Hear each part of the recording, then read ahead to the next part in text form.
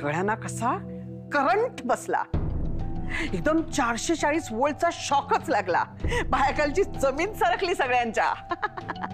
त्यांना माहितीये आता कितीही नाचले, काहीही केलं तरी या अंबिकाचं काहीही करू शकत नाही ते. हतबल झालेत बिचारे. बरं, मला एक विचारायचं होतं. विचार ना. जयाचं काय?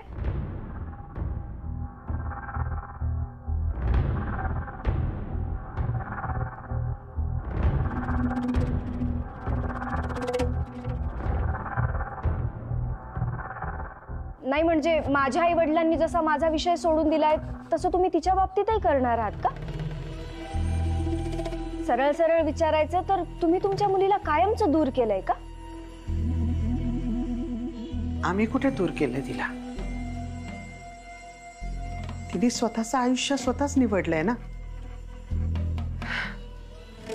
दादानी चांगली खेळी खेळली आहे.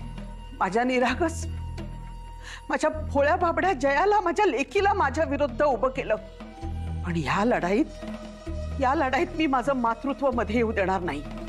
महाभारतात रणांगणावर अर्जुनाला समजवायला श्रीकृष्ण होते, पण या रणांगणावर हीच अर्जुन आहे आणि मीच श्रीकृष्ण आहे. माझ्या माणसांविरुद्ध ही लढाई मला जिंकायची. काहीही झालं तरी मी माझ्या माणसांसमोर भावुक होऊन हत्यार टाकणार नाही. स्वतःच्या जन्मदात्या आई वडिलांचा पाठिंबा नसला ना की माणूस खूप एकटा पडतो. आणि हे मी सतत अनुभवते. पण जयाचं काय? घेऊ दे तिलाही अनुभव, खाऊ दे तिलाही ठेचा ठोकरा, कळू दे त्या जगाचा नियम तिलाही. हे जग निरागस नाहीये, उलट निरागस असणाऱ्यांचा कसा फायदा घेतो ना हे कळू दे जयाला. आणि कसं आहे ना, तिचंही मन दुखू देत ना.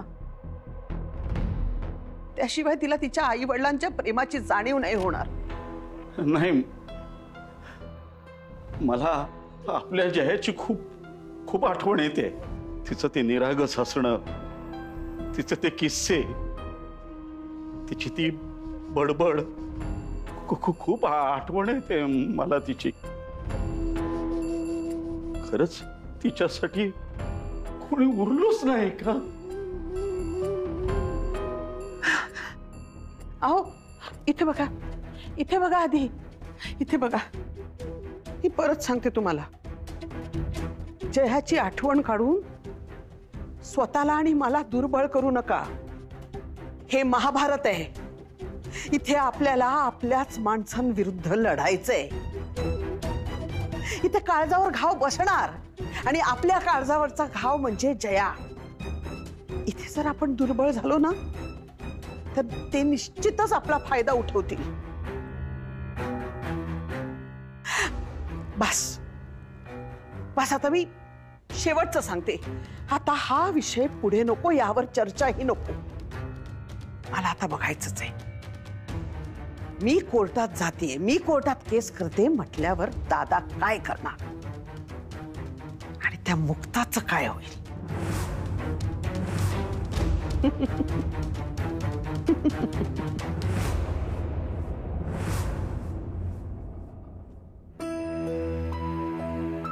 मोठी आई, ताप आलाय.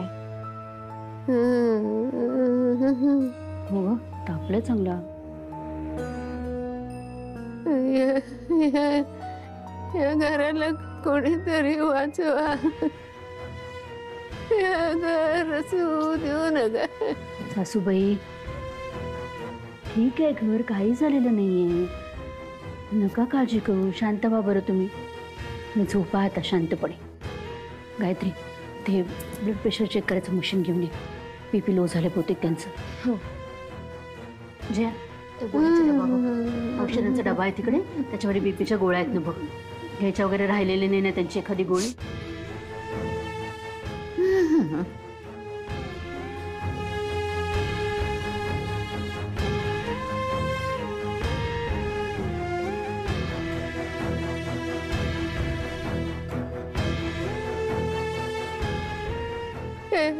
हे रावसाहेब, हे घर तुटू देऊ नकाच रे. सासूबाई काही होणार नाही. हा, शांत व्हा तुम्ही आता. झोपा झोपा. गायत्री, काही लक्षणं ठीक दिसत नाही त्यांची. यांना बोलून आणते. तुम्ही दोघे इथेच थांबा, जाऊ नका कुठे. काळजी घ्या त्यांची. आले.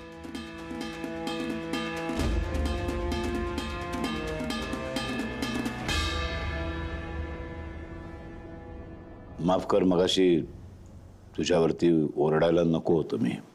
काय झालं, आधीच डोकं फिरलेलं होतं, त्यात समोर आलास, सगळा राग तुझ्यावर निघाला. दादा, मग माफी कशाला मागताय? तर वडिलांनी रागवलं म्हणून मुलांनी वाईट नसतं वाटून घ्यायचं. दादा, अधिकार आहे तुमचा तो. एक सांगू, याआधी कधी बोललो नाही, पण दादा, माझं तुमच्यावर खूप प्रेम आहे. ज्या प्रकारे राखीतून भरारी घेऊन तुम्ही एवढं सगळं साम्राज्य उभं केलं, बिझनेस सोबत घरातली कुटुंबाची सगळी काळजी घेता, त्यासाठी तुम्हाला सॅल्यूट करावंसं वाटतं. कुटुंब प्रमुखाची जबाबदारी कशी पार पाडायची हे खरंच तुमच्याकडून शिकायला हवं, आणि मी ते शिकतोय. दादा, मला तुमचा खूप आदर वाटतो. बस बस बस, कौतुक पुरे. कधी कधी ना मला मनामध्ये असं विचार येतो की मी खरोखरच तुमच्या सगळ्यांच्या कौतुकास पात्र आहे का? अहो, सासूबाईंची तब्येत अजिबातच बरी नाहीये. काहीतरी बरळत आहेत सारख्या. घर तुटू देऊ नका, घराला मोडून देऊ नका, घर वाचवा, हे जे काही सगळे प्रकार चालत ना, त्यामुळे धक्का बसलाय होतात त्यांना मानसिक. मला ना लक्षणं काही ठीक दिसत नाहीयेत त्यांची. तुम्ही चला ना जरा. चल.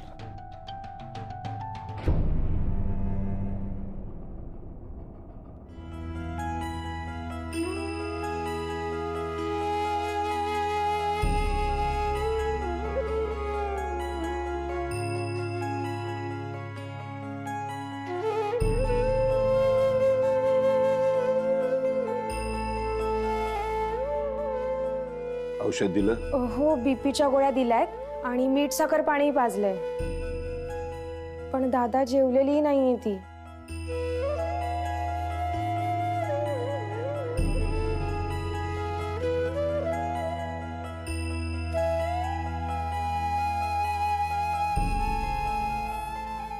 रावसाहेब,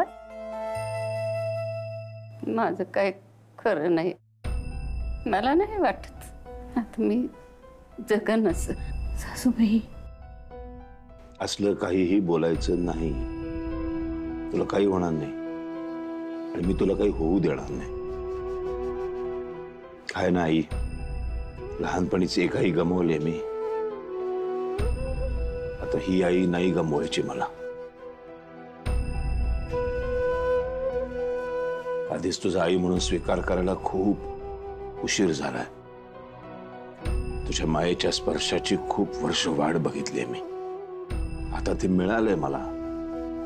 असं कसं सोडेन मी? हा, तुला काही होणार नाही. आपण सगळे मोठे मोठे डॉक्टर आणू, काय वाटेल ते करू. मी तुला काही होऊ देणार नाही.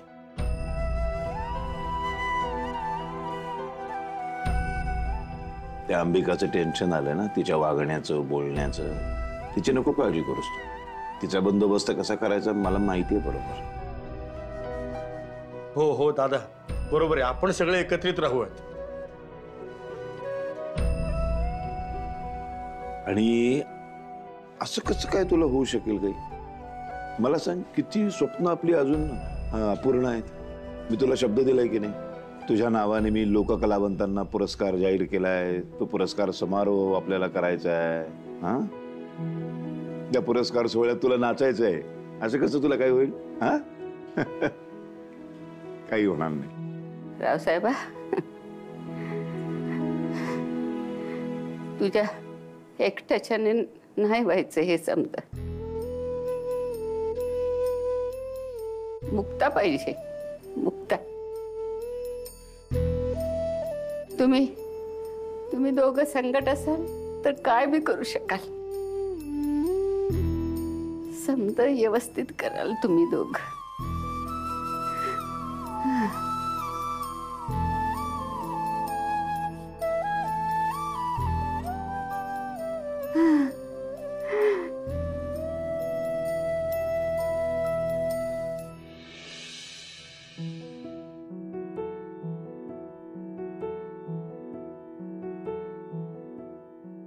आई, काय परिस्थिती आली तू बघतेस ना. ज्यांच्यासाठी मी ते घर सोडून आले त्याच एवढ्या मोठ्या अडचणीत सापडल्या. त्यांना माही लय गरज आहे. मलाही त्यांच्या पाठीशी उभं राहायचंय, पण मावं नशीब बघ ना. रेणुका त्यांच्या घरच्यांना शब्द दिल्यामुळे मला इकडनं हालताच येईना. स्वतःला चाखून दिलेले लक्ष्मण रेषेला ओलांडून गेले ना तर लय मोठा अनर्थ होईल. काय करू मी आई, काहीच कळना. मावा चांगुलपणा नडतोय का ते तरी सांग. दिलेला शब्द पाळायचा की नाही, दुसऱ्याचा भल्याचा विचार करायचा की नाही, नाहीतर एकदा तू सांगून टाक की इतरांसारखी स्वार्थी हो आणि फक्त स्वतःचा विचार कर. शिल्लक राहिलेला चांगुलपण आपण सोडून दे. तू म्हणालीस नाही ते नाही होणार ग, माझ्याकडून नाही होणार. मी हात जोडते, त्यांच्यासाठी धावून जा. ज्या घरात तू पिढ्यानपिढ्या आहेस त्या घरावर कोणतंही संकट येऊ देऊ नको. माया वाटचं पण आनंद त्यांना दे. काही शिल्लक ठेवू नको, भरभरून दे. तू परडी मोकळी कराय.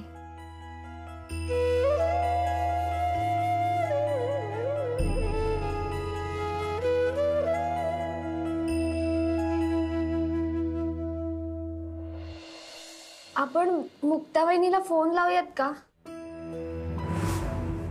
अजिबात नाही. समजून घ्या जरा, त्या भक्तीचं आधीच तिला टेन्शन आहे. त्यांच्या घरामध्ये काय परिस्थिती आहे माहिती आहे मला. तिच्या टेन्शन मध्ये आपलंही आणखीन भर नको घालायला. आणि हे आईला सुद्धा माहिती आहे, त्यामुळे ती काही बोलणार नाही. पण मुक्ताला कोणी बोलवू नका. आणि मी गेल्यानंतर माझ्या अपरोक्ष सुद्धा कोणी फोन करू नका, कळलं? आईला मी ठणठणीत बरं करतो की नाही ते बघा. नका काळजी करू.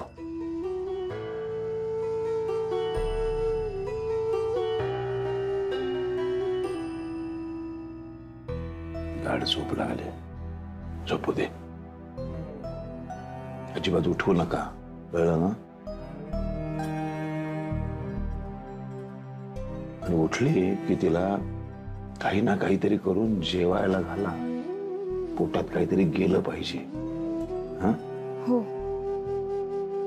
वैजयंती, मुली आहेतच, तू सुद्धा लक्ष दे.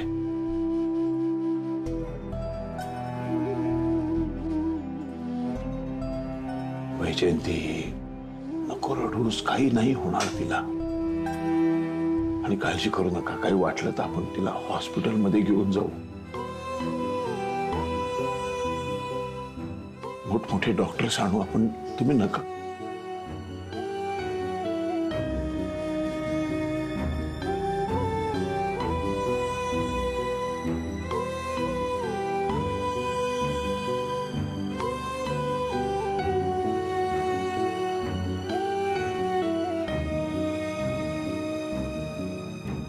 काय रे, कधीपर्यंत काम पूर्ण होणार आहे? कारण नकोयत मला. अच्छा, म्हणजे आता दादांनी सांगितल्यानंतर तुम्ही कामं करणार. माझ्या मताला काही किंमत नाहीये. संध्याकाळपर्यंत मला सक्सेसफुल रिपोर्ट हवाय. कधीपर्यंत? कधी? हा, संध्याकाळपर्यंत. मी फोन करणार नाही, स्वतःहून फोन करायचा. कळलं का? फोन ठेव. दादा, आजी आजारी आहे, तुला माहिती आहे ना? हो, माहिती आहे. मग भेटायला का नाही आलास? वेळ नाहीये मला. बघतेस ना ऑफिसची केवढी काम आहेत. त्यात तो सारंग बायकोच्या मागे मागे सासरी जाऊन बसलाय. बाबा आणि दादा आजीला बघतायत. सगळ्या कामाचा लोड माझ्यावरच आहे. दादा, अरे 2 मिनिटं लागतात भेटायला. तेवढाही वेळ नाहीये माझ्याकडे. एक बोलू? बोल. दादा, तू माझा सख्खा भाऊ आहेस, पण तुझ्यापेक्षा सारंग दादाच मला सख्खा भाऊ वाटतो. दादा, आपली अशी एकही चांगली आठवण नाहीये की जी आठवून चेहऱ्यावर हसू यावं. दादा आणि अंबिका आत्यामध्ये जे आज घडतंय ना, याची कधी कल्पनाही केली नव्हती. गायत्री, मग यात रडण्यासारखं काय आहे? तुला माहितीये ना मी किती हळवी येते. भाऊ बहीण म्हणून आपल्या नात्यात काही शिल्लक आहे की नाही? की आपणही आत्या आणि दादासारखेच आहोत, किंवा त्यापेक्षाही वाईट. गायत्री, इकडे बघ. आपल्याला या गोष्टीचा विचार करण्याची गरज नाहीये. अनेक लक्षात ठेव, टाळी एका हाताने कधीच वाजत नाही. मला नाही वाटत की आत्याने कोणती चुकीची डिमांड केली आहे.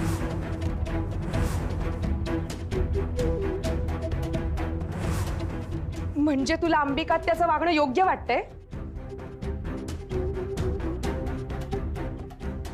दादा, मला वाटलं होतं तू दादांच्या बाजूने असशील. गायत्री, मी तुला काय म्हणालो? एवढा विचार करण्याची गरज नाही यावर. आणि आता प्लीज मला थोडंसं काम करू दे.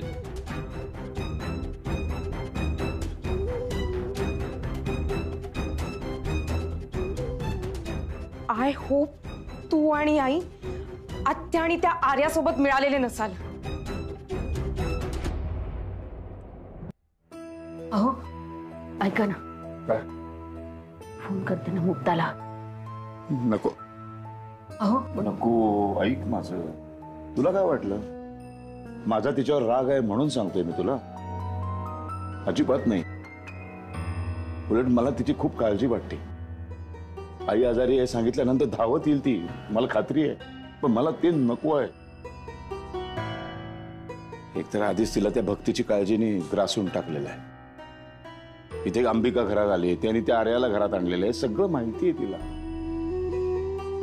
आणखीन किती तिच्यावरती प्रेशर टाकायचं? 24 वर्षाची पोरगी आहे ती, फक्त 24 वर्षाची. किती सहन करेल बिचारी? नको. हा विचार ना सासरा नाही, एक बापच करू शकतो. आणि एवढं तर बोलत का नाही आहेत तिच्याशी? का बोला धरून ठेवलाय परत? माझ्या सोयीसाठी. म्हणजे आम्ही बोलायला लागलो की पुन्हा तेच विषय निघणार, मग आमच्यामध्ये भांडणं होणार आणि मला त्याचा खूप त्रास होतो. मुक्ताबरोबरच्या भांडणाचा मला त्रास होतो आणि हा त्रास पुन्हा पुन्हा होत राहणार. त्यापेक्षा अबोला आहे ते बरं आहे.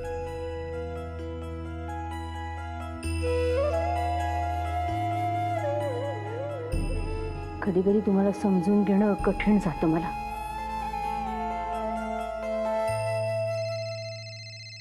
मुक्ता, हा मुक्ता बोल ग, कशी आहेस तू? मी ठीक आहे. काही नाही, म्हणलं तिकडं काय परिस्थिती आहे एकदा विचारावं. परिस्थिती